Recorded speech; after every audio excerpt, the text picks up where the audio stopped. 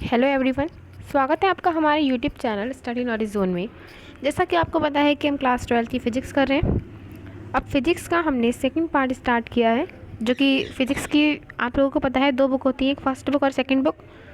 तो जो chapter number 1 से चैप्टर नंबर 8 तक है वो फर्स्ट बुक के अंदर आता है, और चैप्टर नंबर 9 से जो स्टार्ट होती है वो आपकी सेकेंड बुक है। सो आज हम सेकेंड बुक जो आपकी है फ़िज़िक्स की, उसका हम फर्स्ट चैप्टर कर रहे हैं। तो जो चैप्टर का नाम है वो है किरण प्रकाशिकी एवं प्रकाशिक यंत्र। तो इसमें आपको किरणों से रिलेटेड पढ़ना है। तो जो हमारा आज का टॉपिक है वो है प्रकाश का अपवर्तन, द रिफ्लेक्शन ऑफ लाइट। ये भी एक इम्पॉर्टेंट क्वेश्चन बन जाता है, कभी कभी आ जाता है कि प्रकाश का अपवर्तन क्या है, इसके नियम भी आ जाते हैं। अपवर्तन आप पहले भी पढ़ चुके हैं, पर अब भी आपको वही अपवर्तन पढ़ना है, इसमें कुछ चेंज ऐसा खास नहीं है। सबसे पहले देखिए आप, अपवर्तन क्या होता है। कोई भी प्रकाश है, ये हमारे तो ऐसी ग्राफ है, ठीक है। ये प्रकाश आ रहा है, जब भी कोई प्रकाश, ये माध्यम एक है, ठीक है, ये फर्स्ट माध्यम है, ये सेकंड माध्यम है। जब भी कोई प्रकाश एक माध्यम से दूसरे माध्यम में आता है, ठीक है, एक माध्यम से दूसरे माध्यम में जब भी कोई प्रकाश आता है तो वहाँ क्या होता है, इसका वेग बदल जाता है और डायरेक्शन बदल जाती है। मतलब जैसे इस डायरेक्शन में आ रहा है तो इसकी डायरेक्शन थोड़ी चेंज हो जाएगी, या इस तरह से हो जाएगी, किसी भी डायरेक्शन में इसकी बस डायरेक्शन बदल जाती है और इसका वेग भी बदल जाता है। यानी अगर ये 2 मीटर पर सेकंड से आ रहा है तो इसका जो वेग इधर होगा वो 4 हो सकता है, और कम हो सकता है, 1 हो सकता है। तो वेग और दिशा का बदलना ही जो कहलाता है वो क्या कहलाता है, आपका अपवर्तन। सो डेफिनेशन आपको याद हो गई होगी, बहुत ही ईजी है। प्रकाश जो है वो एक पारदर्शी माध्यम से जब दूसरे पारदर्शी माध्यम में प्रवेश करता है तो उसकी डायरेक्शन बदल जाती है, या फिर उसका वेग बदल जाता है, या दोनों चीज़ें बदल जाती हैं। तो इसी को हम क्या कहते हैं, प्रकाश का अपवर्तन। सेकेंडली आपके हैं अपवर्तन के नियम। अपवर्तन की देखिए जनरली वैसे 2 नियम होते हैं अपवर्तन के, आपको जो पढ़ने हैं। वैसे इसमें तीसरा नियम भी दे रखा है एक। वैसे मेन जो है वो आपके 2 नियम हैं, स्नेल के नियम के नाम से जाने जाते हैं ये सब। देखिए आपती किरण आपतन बिंदु पर अभिलंब, अपवर्ती किरण एक ही तल में होते हैं। अब अगर आपको यही नहीं पता है कि आपती किरण क्या है, आपतन बिंदु, अभिलंब, ये सब क्या है, तो पहले आप ये सब जानिए। इस चित्र से समझिए। सबसे पहले तो हमने एक ऐसी लाइन ड्रॉ करी है, ये कुछ भी नहीं है इसमें खास। ये प्रकाश आपका आ रहा है, ठीक है। अब जिससे हम प्रकाश, जिस लाइन से सबसे पहले फर्स्ट माध्यम में प्रकाश आएगा, तो जो फर्स्ट माध्यम में प्रकाश आ रहा है उस रेखा को हम क्या बोलेंगे, आपतित किरण, यानी आने वाली जो किरण है वो। आप ऐसे समझ सकते हैं, आपतित यानी आने वाली जो किरण है वो, ठीक है। इस वाली को क्या बोलते हैं हम, आपतित किरण। अब जब वो जब माध्यम से बाहर निकलती है, सेकंड माध्यम में आती है, तब वो क्या कहलाती है, अपवर्तित किरण। क्योंकि उसका अपवर्तन हो गया होता है, इसलिए उसे अपवर्तित किरण कहते हैं। क्योंकि उसकी डायरेक्शन चेंज हो जाती है और वेग भी बदल जाता है, इसलिए उसे अपवर्तित किरण कहते हैं। तो आपको ये बात पता चल गई, जो आने वाली किरण है वो क्या होती है, आपतित किरण, और जो निकलती है उसे क्या कहते हैं हम, अपवर्तित किरण। उसके बाद देखिए अभिलंब। अभिलंब जो होता है, ये आपका जो बीच में से ये जा रहा है, एक समतल पृष्ठ, इसी को हम क्या कहते हैं, अपना अभिलंब बोला जाता है, ठीक है। अभिलंब या फिर नॉर्मल, इंग्लिश में नॉर्मल भी कह देते हैं इसे, वैसे ये क्या है, अभिलंब होता है, ठीक है। अब इसमें आप देखिए, अब अगर आप परावर्तन पढ़ते तो अपवर्तित जो किरण है वो परावर्तित किरण हो जाती है। और इसमें क्या, आपतन बिंदु, ठीक है। आपतन बिंदु कौन सा होता है, बीच वाला पॉइंट। उसके बाद आपको और क्या पढ़ना है, अभिलंब मैंने आपको बता दिया, जो लंब रूप में खड़ा होता है उसी को क्या कहते हैं हम, अपना अभिलंब कहते हैं। इसमें अब आपको 2 चीज़ और पढ़नी है, एक होता है आपतन कोण, एक होता है परावर्तन कोण। आपतन कोण क्या होता है, अभिलंब और आपतित किरण, ठीक है। अभिलंब और आपतित किरण, अभिलंब ये है, आपतित किरण ये, इन दोनों के बीच जो एंगल बनता है वो आपका क्या कहलाता है, आपतन कोण। अब फिर से अभिलंब और अपवर्तित किरण, इन दोनों के बीच जो एंगल बनता है वो क्या कहलाता है, अपवर्तन कोण, ठीक है। इसे आर से डिनोट करते हैं, इस वाले को आई से डिनोट करते हैं। तो सिर्फ ये आपको इनके नाम है ये याद करने हैं कि आने वाली जो किरण है उसे आपतित किरण, और जो निकलती है उसे क्या कहते हैं, अपवर्तित किरण। जो एक आपको लंब रूप में दिया होता है उसे अभिलंब कहते हैं। इन दोनों के बीच का एंगल आई, इन दोनों के बीच का एंगल आर होता है। ये माध्यम हमने मान लिया n1, दूसरा मान लिया n2। ये क्या है, माध्यम के अपवर्तनांक।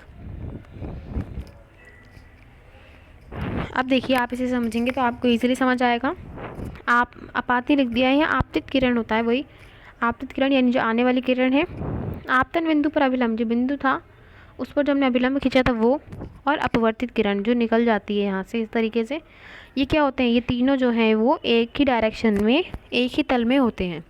यानी जो आपतित किरण है आपकी, ये वाली, अभिलंब और ये तीनों कैसे होते हैं, एक तल में होते हैं। ये आपका फर्स्ट लॉ हो गया। सेकंड लॉ है कि आपतन कोण, आपतन कोण कौन सा होता है, मैंने अभी आपको बताया था, जो यहाँ बनता है, ठीक है। और अपवर्तन कोण कौन सा होता है, जो यहाँ बनता है, यानी अभिलंब और जो रेखा आ रही है उसके बीच बनने वाला कोण, ठीक है। ये आपतित वाला का आपतन और अपवर्तित किरण का कौन सा होता है, अपवर्तन कोण। इसे आई से डिनोट करते हैं और इस वाले को आर से। तो आपतन कोण की जो ज्या यानी जो साइन होती है एक निश्चित तरंगदैर्घ्य के लिए, अपवर्तन कोण की ज्या की जो निष्पत्ति है यानी इनका जो अनुपात है वो क्या होता है, कांस्टेंट रहता है, नियत रहता है। जैसे कि आप देखिए sine I upon sine are जो है वो क्या होता है, नियत रहता है या नियतांक रहता है, ठीक है। अब आप इसे कैसे लिख सकते हैं, इसमें कभी कभी वैसे तो पहले आप पढ़ते थे कि जो साइन आई अपॉन साइन आर है वो नियत रहता है, ठीक है, नियत है इसका मान। उसके बाद अब हम जो पढ़ेंगे उसमें हम अपवर्तनांक को इसमें ऐड कर देंगे। ये इसका मान जो है ये इसके अपवर्तनांक के बराबर हो जाता है पहले माध्यम के सापेक्ष दूसरे का अपवर्तनांक। तो अब ये पहले माध्यम के सापेक्ष दूसरे का अपवर्तनांक क्या होता है, देखिए अब हमने n2 ऊपर लिख दिया, n1 नीचे लिख दिया। तो हम जब जो वाला नीचे है उसी के सापेक्ष लिखते हैं, ठीक है। नीचे वाला जो है वही उसी के सापेक्ष हो रहा है, नीचे वाले के सापेक्ष ही होता है हमेशा। तो पहला n1 क्या है, पहले का, तो पहले के सापेक्ष किसका, दूसरे का। इसी को हम इस तरह से कर सकते हैं। अब आप डिफरेंशिएशन पढ़ते हैं जैसे, उसमें हम dy/dx लिखते हैं, मैथ्स के स्टूडेंट के लिए कह रही हूँ मैं। अब हम dx लिखते हैं जब नीचे, तो वो क्या होता है, x के सापेक्ष ही तो हम अवकलन करते हैं पूरे में, x के सापेक्ष करते हैं, किसका, y का करते हैं। तो जो नीचे होता है उसी के सापेक्ष होता है। तो इस तरीके से आप इसे याद भी कर सकते हैं कि जो n2/n1 है वो क्या है, n1 के सापेक्ष, यानी जो पहला वाला है उसके सापेक्ष है किसका, n2 का, यानी दूसरे का, ठीक है। तो अब इसे हम इसके बराबर मान लेते हैं। अब अगर आप इसे शॉर्ट में लिखना चाहें, n2/n1 को हम लिख सकते हैं 1n2, ठीक है। इसे इस तरीके से लिख देते हैं, जो नीचे वाला होता है उसे यहाँ लिखते हैं सबसे पहले, और जो n2 है उसे यहाँ लिख देते हैं, ठीक है। तो इस तरीके से आप इसे शॉर्ट फॉर्म में लिख सकते हैं। ये मैंने आपको बता दी कि पहले माध्यम के सापेक्ष दूसरे माध्यम का ये अपवर्तनांक है। अपवर्तनांक क्या है, दो माध्यमों का एक गुण है। n1 n2 क्या है, प्रथम और दूसरे माध्यम के अपवर्तनांक है, जिन्हें हम निरपेक्ष अपवर्तनांक भी कह देते हैं। किसी माध्यम में जो सापेक्ष होता है ना किसी के, उसे हम निरपेक्ष अपवर्तनांक भी कह देते हैं। किसी माध्यम का अपवर्तनांक जो है वो माध्यम की प्रकृति, आपाती प्रकाश की तरंगदैर्घ्य और ताप पर निर्भर करता है। अपवर्तनांक का कोई ऐसा खास रोल नहीं है, बस ये है, आपको इसकी डेफिनेशन भी नहीं पढ़ने की ज़रूरत है। आपको सिर्फ याद रखना है कि अपवर्तनांक किसी माध्यम का अपवर्तनांक होगा इसमें, इससे ज़्यादा कुछ ऐसा खास नहीं होगा इसमें। अब माध्यम में आपको निकालना है प्रकाश का वेग। तो उसका एक फॉर्मूला होता है v = c/n। अब ये c क्या है और n क्या है, देखिए c है हमारी प्रकाश की चाल, ठीक है। c क्या है, आपकी प्रकाश की चाल या फिर प्रकाश का वेग। कहाँ पे, निर्वात में, निर्वात में प्रकाश का वेग है, इसे हम कहते हैं 3 × 10⁸,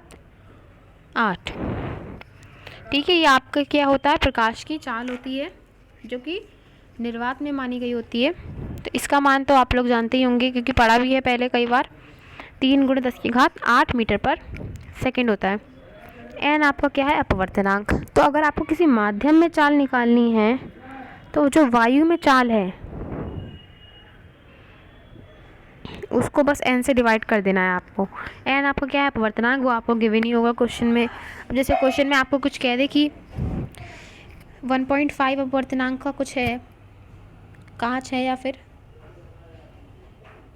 1.5 अपवर्तनांक आपको दे दिया। अब वो कह रहा है किसी और माध्यम में उसका अगर आपको वेग निकालना है, क्या होगा, माध्यम में वेग क्या होता है, 3 × 10⁸, यानी वायु में वेग, और अपवर्तनांक 1.5। अब आप इसे सॉल्व कर लेंगे तो आ जाएगा 2 × 10⁸।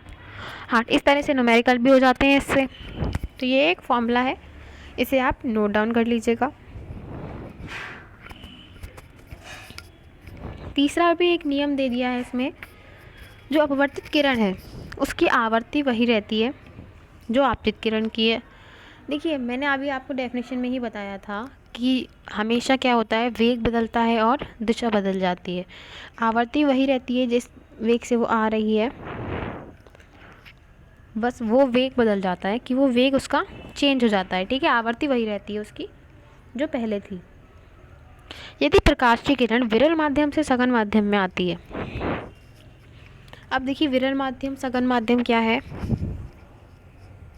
ऐसे आपको डायग्राम दिया गया है, यहाँ लिख दिया है विरल और नीचे लिख दिया सघन। तो विरल माध्यम आप ऐसे समझ सकते हैं कि जो है वो बिल्कुल विरल माध्यम को वायु की तरह समझ सकते हैं। ठीक है, वहाँ से विरल हो गया, वहाँ से वायु। और सघन माध्यम कोई भी अन्य माध्यम, ठीक है, वायु के अलावा कोई भी अन्य माध्यम है जो कैसा है, पूरी तरह से घना हुआ है। ठीक है, सघन माध्यम से विरल माध्यम में अगर आती है कोई भी, जो वायु से मान लीजिए किसी अन्य माध्यम में आ रही है, जल में आ रही है वायु से, तो क्या कहलाएगा, वायु क्या है हमारा विरल और नीचे जल क्या है हमारा सघन माध्यम। तो जब प्रवेश करती है तो आपको मेन बात याद रखनी है, जो अपवर्तित किरण है आपकी ये वाली, वो अभिलंब की ओर मुड़ जाती है। यानी क्या होता है आपका, ये किरण आ रही है, अभिलंब हमारा ये, जब इधर से निकलेगी तो अभिलंब की ओर थोड़ी सी मुड़ जाती है। तो आपका जो माध्यम है ऊपर वाला विरल होना चाहिए और नीचे वाला सघन होना चाहिए।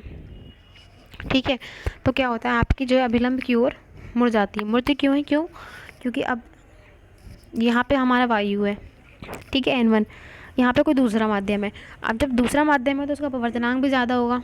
ठीक है, जब वो ज़्यादा उसके सापेक्ष सघन है तो उसका अपवर्तनांक ज़्यादा होगा, तो इसलिए हम N2 को N1 से बड़ा कह सकते हैं। अब आपने साइन आई अपॉन साइन आर पढ़ा था अभी, क्या पढ़ा था अभी आपने, N2 अपॉन N1, यही तो पढ़ा था अभी हमने। अब N2 अपॉन N1 है, वो 1 से बड़े होंगे दोनों। तो अब अगर हम साइन आई अपॉन साइन आर है, आर इधर गुणा करेंगे तो जो साइन आई है वो भी आर से बड़ा होगा, यानी जो आपका आई है वो आर से बड़ा होगा। आई क्या है आपका एंगल, जो एंगल बनेगा आई वो ज़्यादा बड़ा बनेगा, यानी ये वाला जो एंगल है ये इसकी तुलना में बड़ा होगा।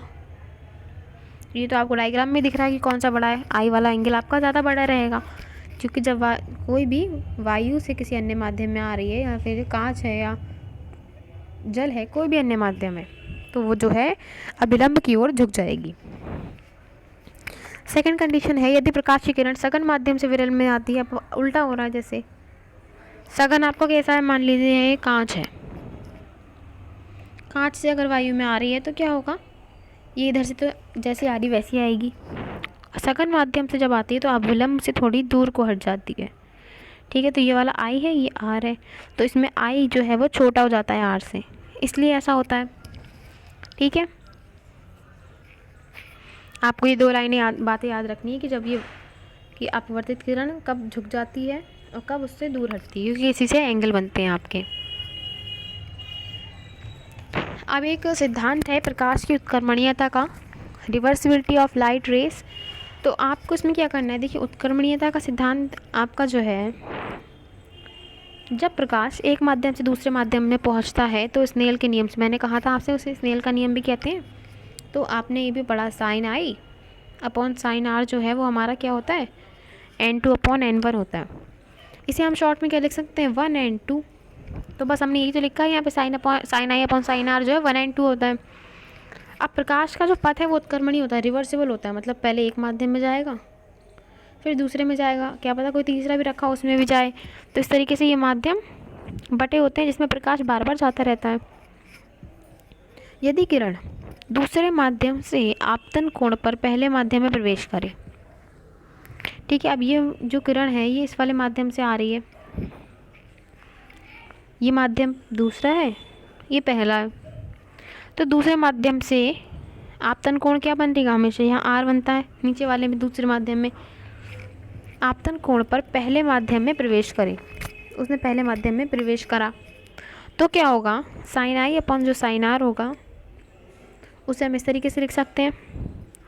आप देखिए जब पहले से दूसरे में जाती है तो इसे 1 and 2 लिख देते हैं। अब अगर दूसरे से पहले में जाएगी तो इसे 2 and 1 लिख सकते हैं, नहीं लिख सकते हैं? कर सकते हैं इसका उल्टा। अब 2 and 1 जो है वो दूसरे माध्यम के सापेक्ष क्या है, पहले का अपवर्तनांक। मैंने कहा था जब यहाँ जो चीज़ पहले दी होती है उसे नीचे लिख देते हैं, n2 नीचे लिख दिया, n1 लिख दिया नहीं ऊपर। तो सापेक्ष किसके है, दूसरे के सापेक्ष किसका, पहले का। अब इन दोनों समीकरणों को अगर आप देखें गौर से, सॉल्व करिए, इनकी गुणा करिए आपस में, साइन आई अपॉन साइन आर की, sine r upon sine i से गुणा करेंगे। देखिए यहाँ भी उल्टा हो गया बिल्कुल इसका, क्योंकि ये दूसरे से पहले में जा रहा है। तो आर इस वाले से ये कैंसिल हो जाएगा, ये पूरा तो कैंसिल हो गया। अब ये वाला पोर्शन बचा खाली n1 and 2 और 2 and 1, इसकी गुणा करेंगे। गुणा क्यों करें, गुणा तो चलिए कर ही रहे हैं यहाँ पे हम। जब ये कैंसिल होगा तो यहाँ 1 बच गया। तो आपका जो 1 and 2 और 2 and 1 है उसका मान आ गया 1। इससे आप अगर 2 and 1 का मान निकालेंगे तो वो आएगा 1 and 2, यानी जो 2 and 1 है वो उसका उल्टा है। उल्टा है, खुद देखने में ही आपको उल्टा लग रहा है और आपने प्रूफ भी कर लिया है इसे कि ये इसका उल्टा है, यानी जो 1 and, अब आपने इतना निकाल लिया। अब अगर हम देखें 3 माध्यम आपको दिए हुए हैं, किरण पहले माध्यम से दूसरे माध्यम में जा रही है, ठीक है, तब आपका I बन रहा है और यहाँ सीधा सीधा R बन रहा है। अब ठीक है, फिर से एक माध्यम और आ गया, यहाँ तो हमारा R बन ही रहा था। अब यहाँ से जब जाएगी तो इसके लिए ये R हो जाएगा, ये I हो जाएगा। तो बस हमने इसी तरह से माध्यम अगर बढ़ते गए नीचे और, तो मान लिया हमने 3 माध्यम हो गए अगर, तब क्या हुआ, तब भी बिल्कुल ऐसे ही होगा, 1 and 2 गुणे 2 and 3 गुणे 3 and 1 इज इक्वल्स टू 1 हो जाएगा। तब इससे आप किसी की भी इनमें से एक वैल्यू निकाल सकते हैं, जैसे कि इसमें निकाली गई है।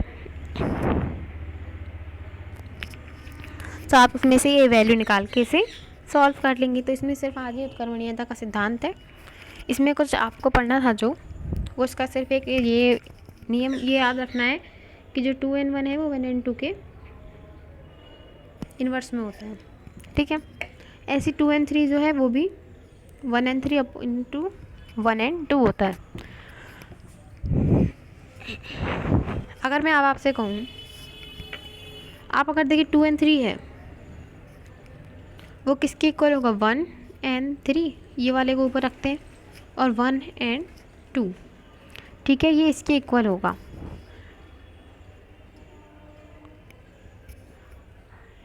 अब देखिए जो हमने ये वाला हिस्सा लिया पहले 1/3 and 1, इसे हम क्या लिख सकते हैं, मतलब एक इसका उल्टा कर देंगे सिंपली हम, अभी हमने यहाँ पढ़ा था, तो इसका क्या हो जाएगा 1 and 3।